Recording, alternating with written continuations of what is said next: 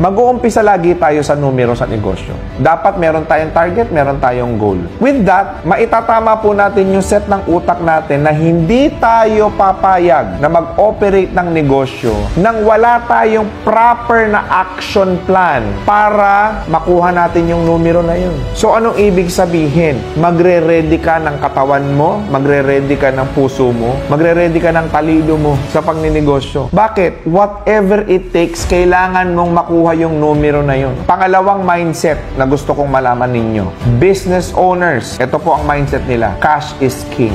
Anong ibig sabihin? Saan manggagaling ang pera? Saan iikot ang pera? Sales. Kailangan maging magaling ho kayong magbenta. Hindi ho po pwede na bilang negosyante, hindi ka magaling magbenta or hindi mo master ang pagbebenta. Paano ba maging magaling magbenta? Number 1, know your product. Master your product. Be expert on your product. Ano ibig sabihin? Dapat kung ano man yung produktong binibenta mo, serbisyong inaalok mo, o kung ano man yan, dapat yan master mo. Yun ang mindset nyo dapat. Bakit? Cash is king. Bakit? Sales is the lifeblood of business. Sales generates what?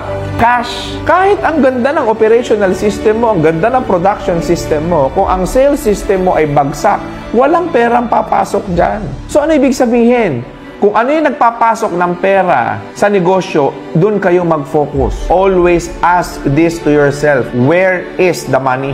Nasaan ang pera? And number 3 na kailangan mong mindset sa pagninegosyo. Dapat utak empleyado ka sa pagiging negosyante. Ano yung utak empleyado? Di ba nung empleyado ka, nagtatrabaho ka ng 8 hours, 9 hours, 10 hours? Ito kasi yung mahirap sa napakaraming negosyante. Minsan 2 oras lang sa tindahan. Minsan 3 oras lang. Minsan hindi 6 na araw pumapasok sa negosyo niya. Bakit? Nagpakabos. Yun ang problema. Kapag ka naging nagpakabos ka na sa negosyo mo, tandaan mo, yan ang umpisa ng pagbagsak mo. Dapat utak, empleyado ka. Ano ibig sabihin? Pag hindi ako trumabaho dito, walang kikitain tong negosyo na to. Pag hindi ko ginilingan, hindi ko hinusayan, hindi ko pinagpursigihan. Bakit? Nagtataka ako sa maraming negosyante. Nung nagtatrabaho ka, ang sipag-sipag mo. Pumapasok ka 8 hours a day, nagna 9 hours ka pa, nagte 10 hours ka pa. Samantalang nung nagnegosyo ka, 2 oras, 3 oras lang, iniiwan mo na kagad tindahan mo. Paano tayo kikita niyan? Paano ka asenso niyan? Kung gusto mong yumaman at umasenso, yung sipag mo, yung galing mo, yung pagpupursigi mo dati, nung wala ka pang pera, nung empleyado ka, ilagay mo sa negosyo mo yan.